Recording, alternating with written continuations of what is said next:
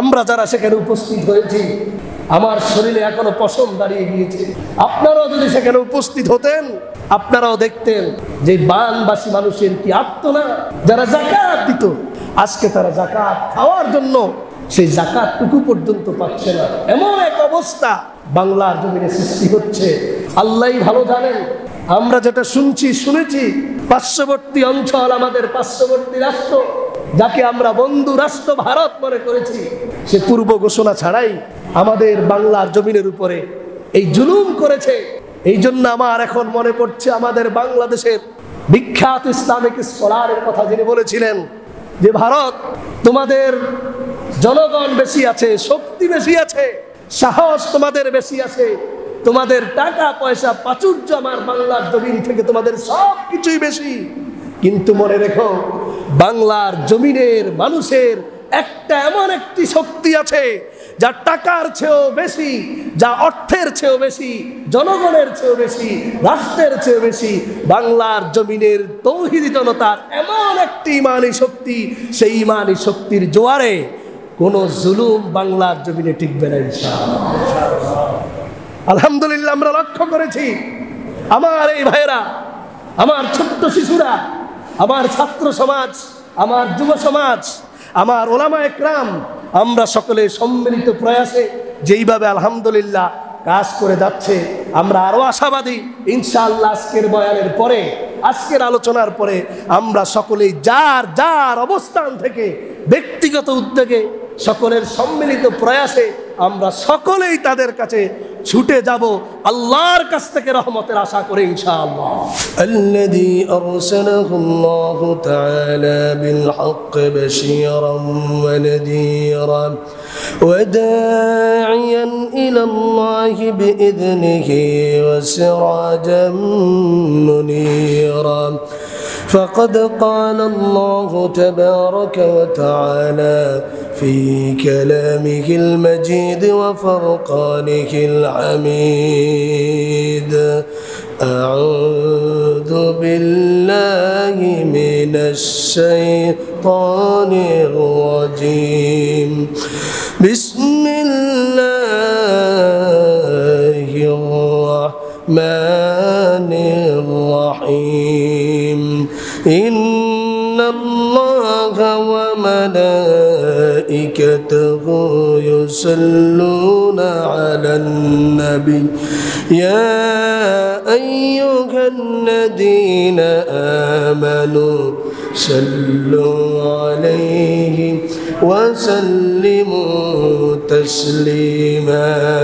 صلى الله على سيدنا محمد وآله وصحبه وسلم. بلغ العلا بكماله كشف الدجى بجماله حسنت جميع خصاله. صلوا عليه وآله. بلغ العلا بكماله كشف الدجى بجماله.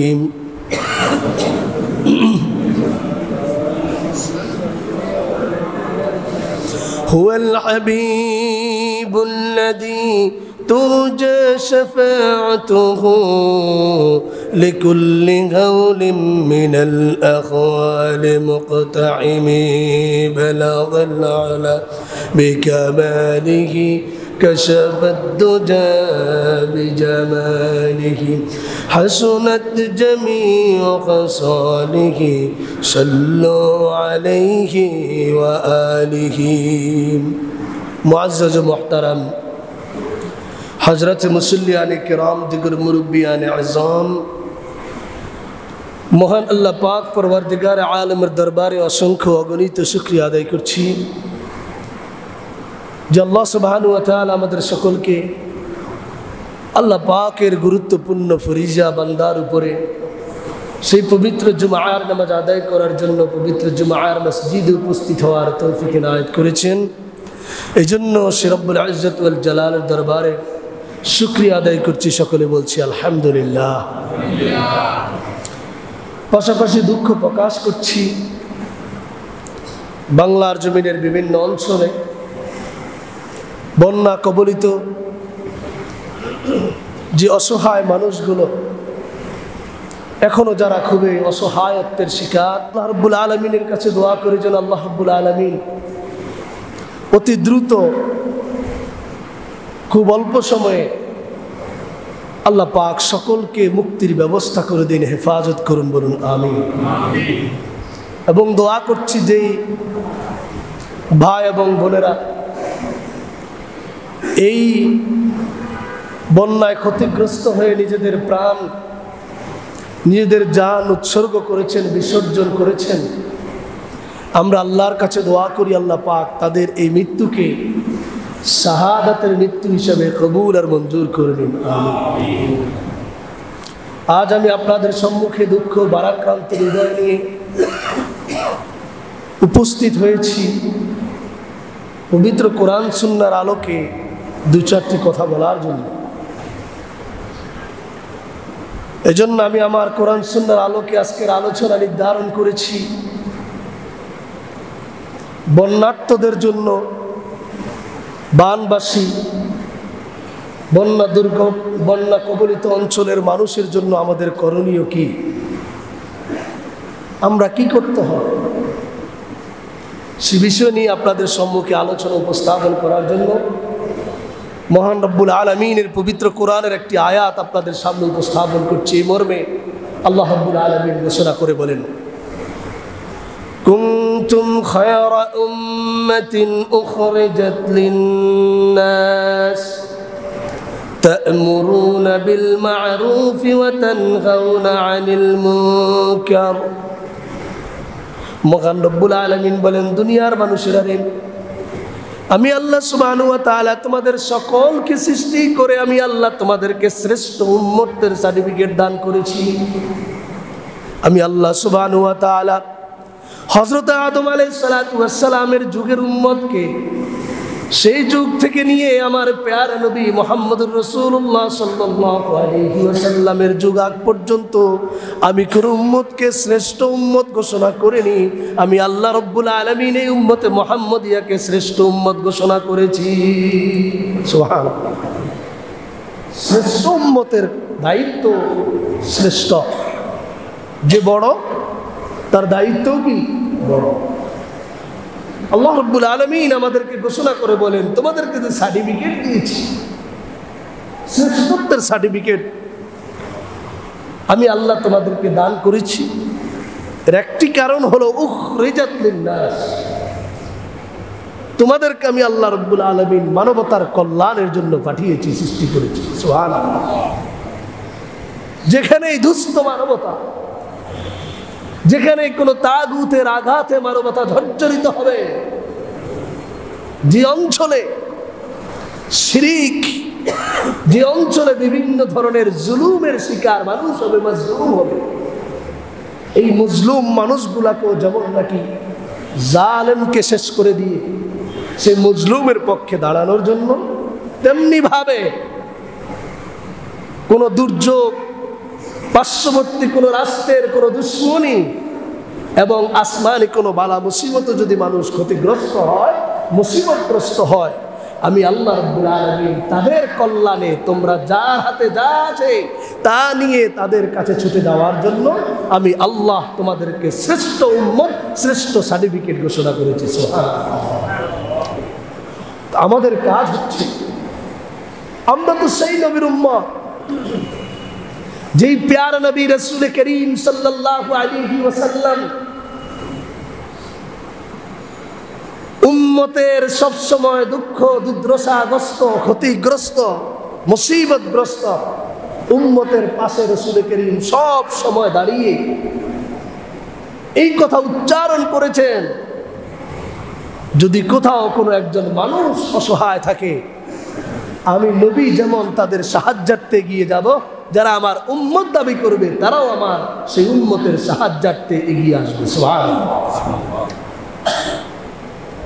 হযরত রাসূল করিম সাল্লাল্লাহু আলাইহি সাল্লাম মক্কা থেকে হিজরত করে যখন মদিনায় গিয়েছেন,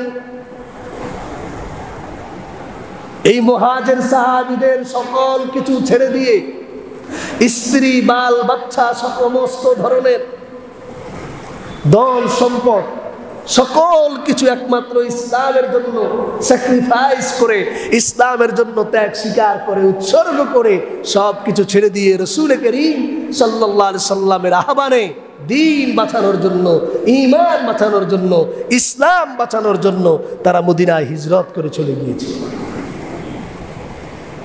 মদিনায় হিজরত করে যাওয়ার পরে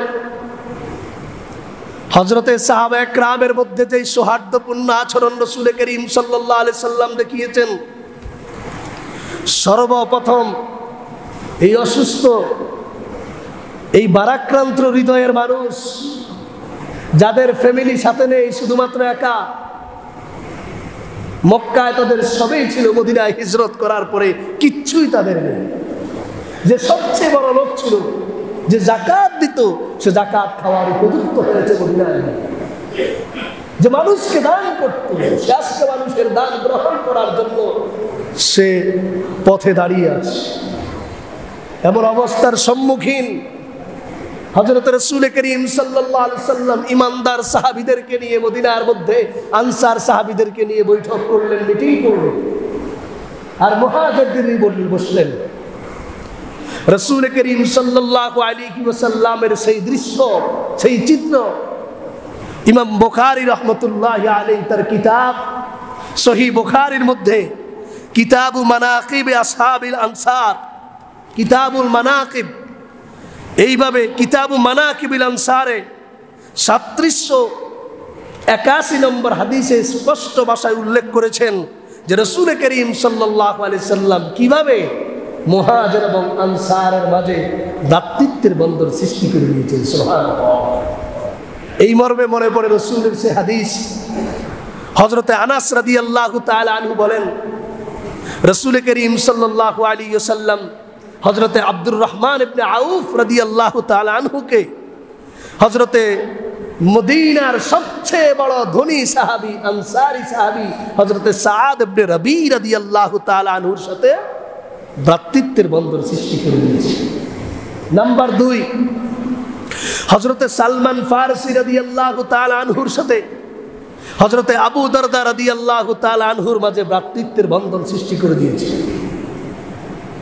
মদিনার সেই সাহাবী, ধন্যাঢ্য ধনী সাহাবী হযরতে সাদ ইবনে রবি রাদিয়াল্লাহু তাআলা আনহু, তিনি তার সাথে ভাগে যিনি পড়েছেন আব্দুর রহমান ইবনে আউফ রাদিয়াল্লাহু তাআলা আনহু, তাকে ডাক দিয়ে বললেন, হে আব্দুর রহমান ইবনে আউফ, তুমি দুঃখ প্রকাশ করবে না, তোমার ভারাক্রান্ত হৃদয় আমি জানি, মক্কা থেকে হিজরত করে মদিনা এসেছো, রাসূল আমার ভাগে তোমাকে দিয়েছেন।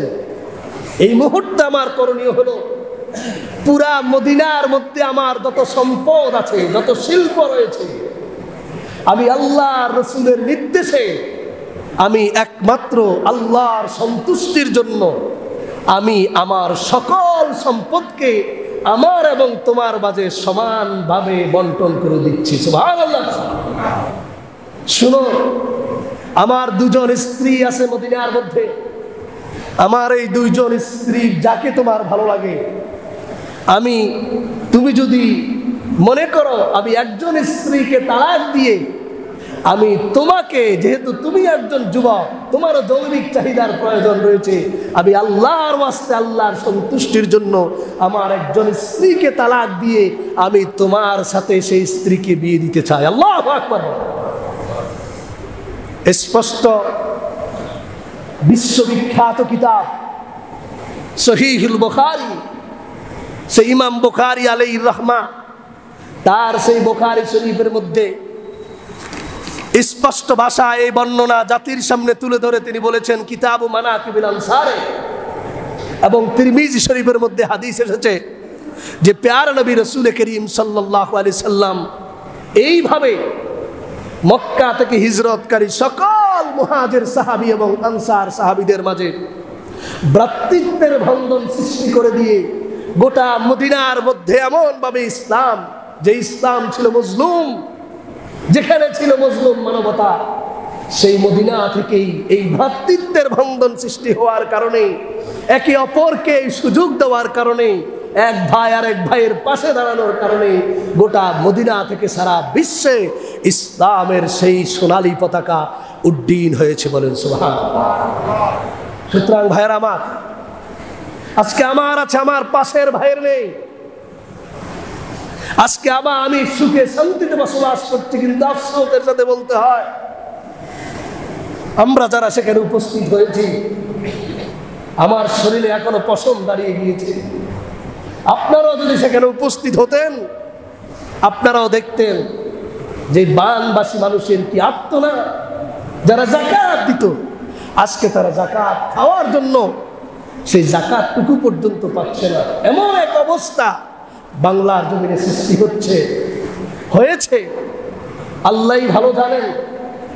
আমরা যেটা শুনেছি, পার্শ্ববর্তী অঞ্চল, আমাদের পার্শ্ববর্তী রাষ্ট্র, যাকে আমরা বন্ধু রাষ্ট্র ভারত মনে করেছি, সে পূর্ব ঘোষণা ছাড়াই আমাদের বাংলার জমিনের উপরে এই জুলুম করেছে। এই জন্য আমার এখন মনে পড়ছে আমাদের বাংলাদেশের বিখ্যাত ইসলামিক স্কলারের কথা, যিনি বলেছিলেন যে ভারত, তোমাদের জনগণ বেশি আছে, শক্তি বেশি আছে, সাহস তোমাদের বেশি আছে, তোমাদের টাকা পয়সা প্রাচুর্য আমার বাংলার জমিন থেকে তোমাদের সব কিছুই বেশি, কিন্তু মনে রেখো বাংলার জমিনের মানুষের একটা এমন একটি শক্তি আছে যা টাকার চেয়েও বেশি, যা অর্থের চেয়েও বেশি, জনগণের চেয়েও বেশি, রাষ্ট্রের চেয়েও বেশি। বাংলার জমিনের তৌহিদি জনতার এমন একটি ইমানি শক্তি, সেই ইমানি শক্তির জোয়ারে কোনো জুলুম বাংলার জমিনে টিকবে না ইনশাআল্লাহ। আলহামদুলিল্লাহ, আমরা লক্ষ্য করেছি আমার এই ভাইয়েরা, আমার ছোট্ট শিশুরা, আমার ছাত্র সমাজ, আমার যুব সমাজ, আমার ওলামা একরাম, আমরা সকলে সম্মিলিত প্রয়াসে যেইভাবে আলহামদুলিল্লাহ কাজ করে যাচ্ছে, আমরা আরো আশাবাদী ইনশাআল্লাহ আজকের বয়ানের পরে, আজকের আলোচনার পরে আমরা সকলেই যার যার অবস্থান থেকে ব্যক্তিগত উদ্যোগে সকলের সম্মিলিত প্রয়াসে আমরা সকলেই তাদের কাছে ছুটে যাব, আল্লাহর কাছ থেকে রহমতের আশা করে ইনশাআল্লাহ। আল্লাহ সুবহানাহু ওয়া তাআলা পবিত্র কোরআনের সূরা বাকারার 155, 56, 57 এই 3টি আয়াতে স্পষ্ট করে আমাদেরকে ঘোষণা করে দিয়েছেন, ও দুনিয়ার মানুষেরা, এই পৃথিবীর মানুষের মধ্যে সুখ দুঃখ, আমোদ আহ্লাদ এবং বিপদ ক্ষতিগ্রস্ত উভয়টির মাঝেই মানুষ বসবাস করবে। কোনো সময় আমার সুখ আসবে, কোনো সময় আমোদ আহ্লাদ আসবে। এত সুখ আসার কারণে আত্মহারা হয়ে আমি অহংকারী যেন না হই, সেই বিষয়টুকু আমার খেয়াল করতে হবে। যদি অহংকারী হয়ে যায়, সে অহংকারীর প্রতিদান কি? কারুন, নমরুদ, হামান, ফেরাউনের ইতিহাস আল্লাহ পাক পবিত্র কোরআনে স্পষ্ট বর্ণনা করে দিয়েছে। সুতরাং সুখ দুঃখ, আমোদ আহ্লাদ, বিপদ মুসিবত সব কিছু সমন্বয়ে আমার জীবন গড়ে উঠবে। এত বিপদ মুসিবত দেখে আমি একেবারেই বিবেকহীন হয়ে যাব না, একেবারেই বিপদ মুসিবত দেখে ভেঙ্গেও পড়া যাবে না, কারণ এই ক্ষেত্রে আমাদের জন্য আল্লাহর পক্ষ থেকে শিক্ষা রয়েছে। প্রথম শিক্ষা হচ্ছে, একটি দেশ নিজে স্বাবলম্বী হওয়ার জন্য ফিকির করতে হবে এখান থেকে, যে আমার এই বাংলার সোনার বাংলাদেশ কোন দেশের উপর নির্ভরশীল হবে না ইনশাআল্লাহ। আমরা যার জ্বলন্ত প্রমাণ বর্তমান বিশ্বে, ইমারতে ইসলামিয়ার একটি আফগানিস্তানের রাষ্ট্রকে আমরা দেখতে পারি, যারা কি থেকে কি হয়েছে, আজকে তারা নিজেরাও বিভিন্ন ক্ষেত্রে নিজেদের সকল কিছু নিজেরা স্বাবলম্বী হয়ে কাজ করে যাচ্ছে। সুতরাং আমাদের এই পার্শ্ববর্তী রাষ্ট্রের এই জুলুমের কারণে আমরা যেন এই কথাটুকু ভুলে না যাই, যেই ভারত যেই কোনো মুহূর্তে আমাদেরকে ক্ষতি করতে পারে। ইমানি চেতনা নিয়ে আমরা যদি সামনে অগ্রসর হই ইনশাআল্লাহ, তাদের কোনো জুলুম আমাদের ইমানি চেতনার সামনে টিকবে না ইনশাআল্লাহ। রাসূল করিম সাল্লাল্লাহু আলাইহি সাল্লামের সে হাদিসটুকু আপনাদেরকে শোনায় যায়। আন সাওবান রাদিয়াল্লাহু তাআলা আনহু, রাসূল করিমের একজন সাহাবী হযরত সাওবান রাদিয়াল্লাহু তাআলা আনহু বলেন, কিয়ামতের পূর্বে আল্লাহর নবী বলেন, দুটি যুদ্ধ পৃথিবীর মানুষের মধ্যে সংঘটিত হবে। ইসাবাতান মিন উম্মতি আহরাজাহুমা আলান নার, ইসাবাতুন তাগজুল হিন্দ ওয়া ইসাবাতুন তাকুনু মা ঈসা ইবনে মারইয়াম আও কামা ক্বালা আলাইহিস সালাতু ওয়াস সালাম। রাসূল করিম সাল্লাল্লাহু আলাইহি সাল্লাম বলেন, কিয়ামতের পূর্বে আমার উম্মতের মধ্যে দুটি যুদ্ধ সংঘটিত হবে, সবচেয়ে বড় যুদ্ধ। একটি যুদ্ধ হচ্ছে হিন্দুস্তানের যুদ্ধ।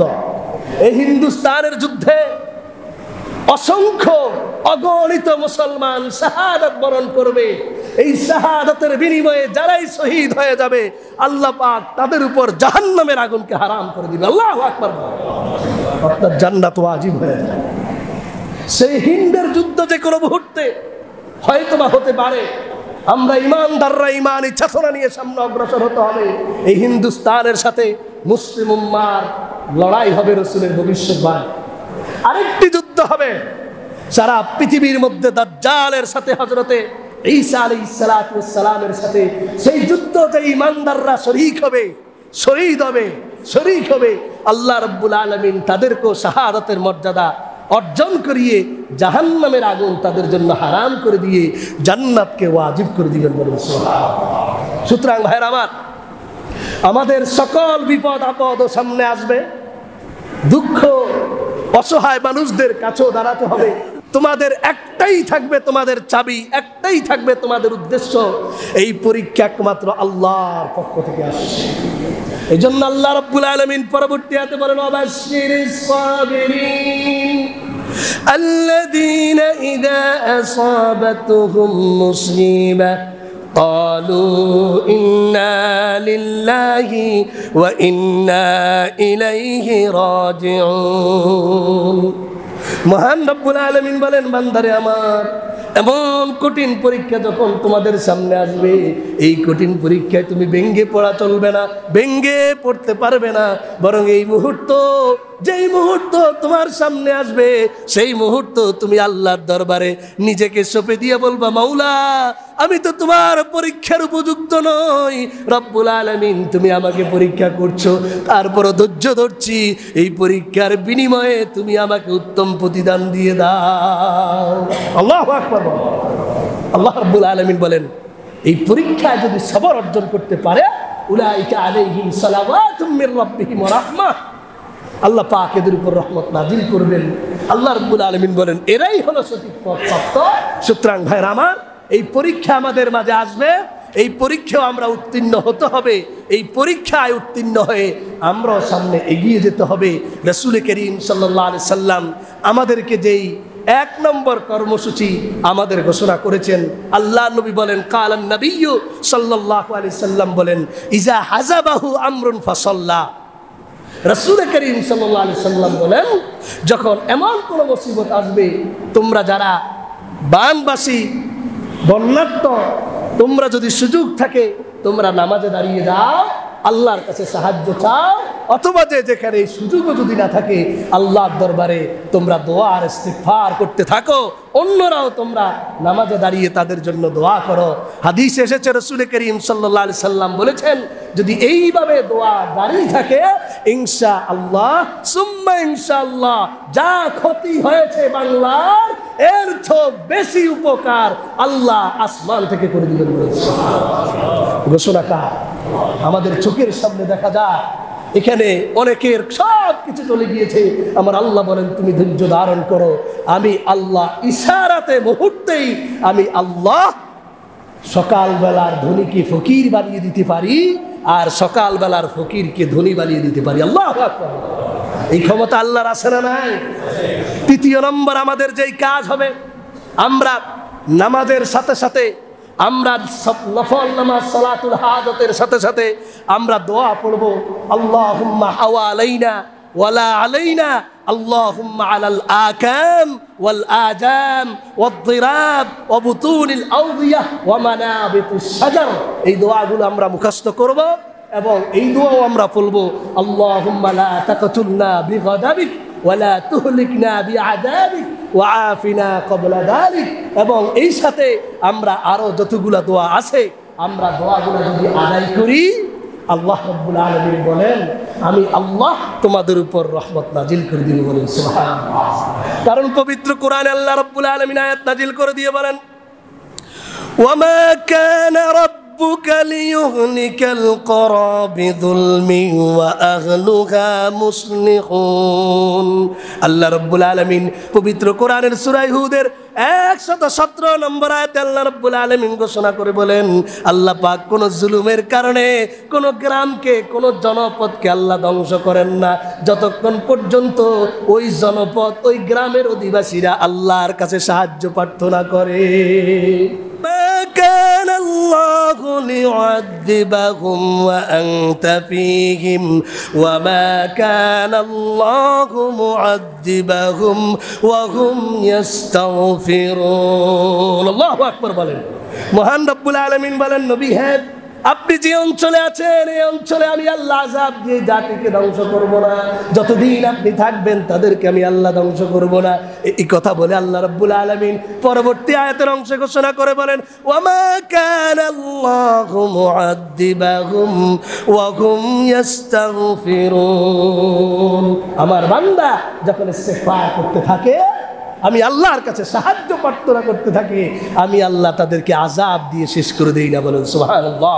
সূরা আনফাল আয়াত নম্বর 33 আল্লাহ রাব্বুল আলামিন বলেন, এই আয়াত দ্বারা আমরা স্পষ্ট বুঝতে পারি যদি আমরা আল্লাহর কাছে সাহায্য প্রার্থনা করে গোটা দেশবাসী যদি আমরা দোয়া করি, ইনশাআল্লাহ এই এক ভারত নয় হাজার ভারতও যদি আমাদের উপরে জুলুম করতে থাকে, কোনো প্রাকৃতিক দুর্যোগও যদি আমাদেরকে হানা দেয়, আল্লাহ বলেন আমি আল্লাহ আসমান থেকে রহমতি কুদরতি হাত আমি আল্লাহ তোমাদের উপরে ছেড়ে দিব। বলেন সুবহানাল্লাহ।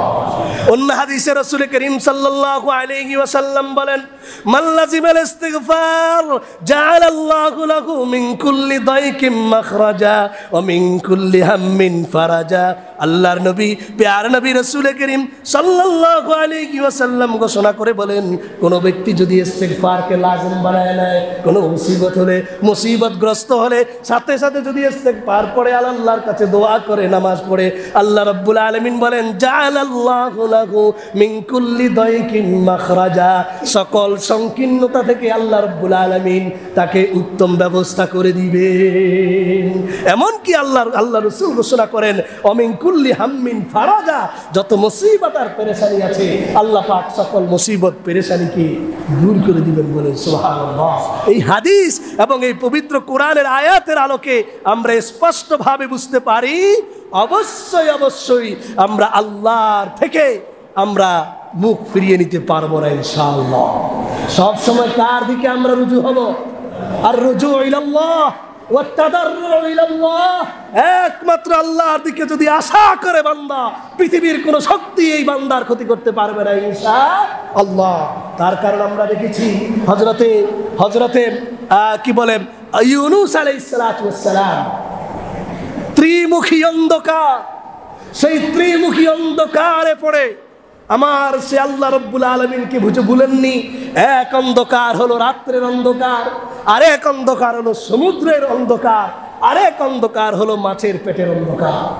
রাসূল করিম সাল্লাল্লাহু আলাইহি সাল্লাম এই হাদিস বলে আরো বলেছেন, ওয়াকালান নবী সাল্লাল্লাহু আলাইহি ওয়াসাল্লাম আতিমুল জাইয়া ওয়াউদুল মারিজা ওয়াফুকুল আনিয়া আও কামা ক্বালা আলাইহিস সালাতু ওয়াস সালাম। সহিহ বুখারীর হাদিস, বুখারী শরীফ 5649 নম্বর হাদিস। আল্লাহর নবী বলেন আতিমুল জাইয়া, যারা ক্ষুধার্ত তাদেরকে খাওয়াও, ওয়াউদুল মারিজা, যারা অসুস্থ তাদেরকে সেবা করো, ওয়াফুকুল আনিয়া, আর যারা কষ্টে পতিত আছে বন্যার্তবাসী আছে তাদেরকে উদ্ধার কাজে তুমি টিম গঠন করে আগে যাও। এমন একটি সময় হবে আপনি যদি ভাবেন আমার কি হয়েছে, আমার তো কিছু হয় নাই, এমন একটি সময় আসবে আপনার যখন বিপদ আসবে আপনার কাছে কেউ দাঁড়াবে না, আপনার পাশে কেউ আসবে না। রাসূল করিম সাল্লাল্লাহু আলাইহি সাল্লাম আরো হাদিসের মধ্যে বলেন লা ইয়ারহামুল্লাহু মান লা ইয়ারহামুন নাস। সহিহ বুখারী হাদিস নম্বর 7379। এই হাদিসে রাসূল বলেন যারা বানবাসী মানুষের পাশে দাঁড়াবে না, যারা ক্ষুধার্তদের পাশে দাঁড়াবে না, অসহায় দুস্থ মানবতার পাশে আওয়াজ উচ্চারণ করবে না, রাসূল তাদের ব্যাপারে হুঁশিয়ারি দিয়ে বলেছেন মান লা ইয়ারহাম লা ইয়ারহামুল্লাহু মান লা ইয়ারহামুন নাস। আল্লাহ পাক ওই জাতির উপরে, ওই গোষ্ঠীর উপরে, ওই দলের উপরে, ওই ব্যক্তির উপরে রহমতের নজর দেন না যারা আল্লাহর বান্দাদের উপরে রহমতের নজর দেন। আল্লাহু আকবার বলেন। এইভাবে হাদিসে এসেছে, রাসূল বলেন আর রাহিমুনা ইয়ারহামুহুমুর রহমান ইরহামু মান ফিল আরদি ইয়ারহামুকুম মান ফিস সামা। আল্লাহর বান্দাদের প্রতি যারা রহমত এর দৃষ্টি দেয়, রহমতের হাত বাড়িয়ে দেয়, আল্লাহ রাসূল বলেন তুমি আল্লাহর বান্দাদের প্রতি রহমতের হাত বাড়িয়ে দাও, ইয়ারহামুকুম মান ফিস সামা। আল্লাহ রাব্বুল আলামিন যিনি আসমানে আছেন তিনি তার হাত তোমাদের প্রতি বাড়িয়ে দিবেন, বলেন সুবহানাল্লাহ। সুতরাং ভাইরা আমার, আমরা তো এত কিছু শোনার পরও আমি মনে করি রাসূল আরেকটি হাদিস বলেছেন, আনা ওয়া কাফিলুল ইয়াতীম ফিল জান্নাতি হাকাযা ওয়া ক্বালা বিইসবাইহি আস-সাব্বাবাতি ওয়াল উসবা কামা রাওয়াহুল বুখারী। প্যারা নবী রাসূল করিম সাল্লাল্লাহু আলাইহি ওয়াসাল্লাম বলেন, আজকে যারা বাপ হারিয়ে ফেলেছে, মা হারিয়ে ফেলেছে, আপনারা অনেক আর্তনাদের কথা আপনারা শুনেছেন। শিশু বেঁচে আছে, মা বাবা কেউ নেই, স্বামী বেঁচে আছে, তার কেউ নেই। ইদানিং আবার বিভিন্ন জায়গা থেকে লাশ বেশি আসছে। কি করুন কাহিনী, আমরা কি কোনো কল্পনা করেছি? লাশ, আমার বাবা মারা গিয়েছে, আমার আত্মীয় স্বজন মারা গিয়েছে, একটুকু মাটির জন্য পর্যন্ত তাকে দাফন করতে পারি নাই, লাশটি ভাসিয়ে দেওয়া হয়েছে। এমন আর্তনাদ, মানুষ না খেতে পারলো নিজের মা বাবার লাশকে কোনোদিনও এরকম করবে না, সে লাশ দাফন করবে, কিন্তু এক টুকরো মাটি নেই, লাশ দাফন করবে কলার ভেলার মধ্যে বসে এইভাবে লাশকে কি করে দিয়েছে, দাফন করে দিয়েছে। এমন অবস্থা আমাদের হবে কল্পনা করতে পারি নাই। সুতরাং ভাইয়ের আমার, আপনাদের সকলের কাছে শুরুতে যেই কথাটুকু আমি বলেছি, শেষ মুহূর্তে আমি আবার বলি, আপনাদের কাছেও আবার কি আসতে পারি কিনা জানি না। আমি সব জুমায় মনে করি এটাই আমার শেষ জুমা। এই জন্য শেষ জুমা আমি শেষ কথা বলেই আপনাদের মাঝ থেকে বিদায় নিই। গত সপ্তাহে আমি অনেক চেষ্টা করেছি আসার জন্য, অনেক চেষ্টা করেছি, সকাল পর্যন্ত রাত্র থেকে ওয়েটিংয়ে ছিলাম, আসার কোনো সুযোগ নেই। কালকেও আসতে গিয়ে যেই গাড়ি আমাদের মেন রোডে চলবে, সেই গাড়ি চন্দ্রগঞ্জ নোয়াখালী এই রোড দিয়ে গাড়ি চলবে, অনেক দূর দিয়ে ঘুরে তারপরে সেই গাড়ি আসছে, তাও পথে পথে পানি, আস্তে আস্তে শুধু চোখের পানি ফেললাম যে তারপরও আমরা কিছু ভাইরা এখনো কোনো আমার আপনার শক্ত হৃদয়। আমি শুরুতে যেই কথা বলেছি, হযরত সাহাবা একরামের মাঝে যেই ভ্রাতৃত্বের বন্ধন সৃষ্টি হয়েছে আমার আপনার মাঝে, আমার আছে, আজকে তাদের নেই। আমি তাদের পাশে দাঁড়াই। আমরা প্রত্যেকেই লাস্ট 1 মিনিটে আপনাদের সকলের কাছে আমি উদাত্ত আহ্বান জানাচ্ছি, আমরা প্রত্যেকেই ব্যক্তিগতভাবে, যৌথভাবে, আমি যখন দেখেছি আশ্চর্যা ফাউন্ডেশন একা পারতেছি না লক্ষ্মীপুর নিয়ে, আমরা 4-5টা সংগঠন মিলে একসাথে তারপরে আমরা যৌথভাবে কাজ চালিয়ে গিয়েছি, এখনো চালাচ্ছি, আজকে এই মুহূর্তে এখনো চলছে। আমরা সকলেই চেষ্টা করব আপনার ফ্যামিলির সাথে যোগাযোগ করে প্রত্যেকেই ব্যক্তিগত ফান্ড গঠন করুন, সামাজিক ফান্ড গঠন করুন, যৌথ ফান্ড গঠন করে আমরা ইনশাআল্লাহ প্রত্যেকের কাছে যদি যাই, আল্লাহ রাসূল বলেন ইরহামু মান ফিল আরদ ইয়ারহামুকুম মান ফিস সামা। তুমি তাদের প্রতি রহমত করো, রহমতের হাত বাড়াও, আল্লাহ তোমার উপরে রহমতের হাত বাড়াইয়া দেবেন ইনশাআল্লাহ।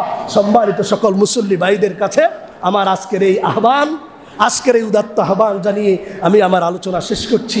আমরা প্রত্যেকেই আমরা যার কাছে কিছু হলেও আছে, সুযোগ এসেছে খেদমত করার, মনে রাখবেন কথাটি, মনে রাখবেন, খেদমত করার সুযোগ এসেছে, সেবা কল্যাণমূলক কাজে অংশগ্রহণ করার সুযোগ এসেছে। এই সুযোগকে হাতছাড়া না করি, হয়তো আর কোনোদিন সুযোগ আসতেও না পারে। এই জন্য যাদেরকে আল্লাহ যা দিয়েছেন এই সুযোগকে আমরা কাজে লাগিয়ে, আমরা ত্যাগেই ভোগেই শান্তি নয় ত্যাগেই শান্তি, আমাদের একটি কথা আছে। আমরা প্রত্যেকেই যার যার অবস্থান থেকে আমরা এই বাংলার জমিনের মানুষগুলাকে আমরা উদ্ধার কাজে, আমরা সহযোগিতায় আমরা অংশগ্রহণ করি। আল্লাহ রাব্বুল আলামিন আমাদের প্রত্যেককে সাহায্যের হাত বাড়িয়ে দেওয়ার জন্য তৌফিক দান করুন, আমিন। বিভিন্ন টিম বিভিন্ন জায়গায় কাজ করছে, যারা যেখানে টিমে কাজ করছে আপনারা প্রত্যেককে সহযোগিতার জন্য চেষ্টা করবেন।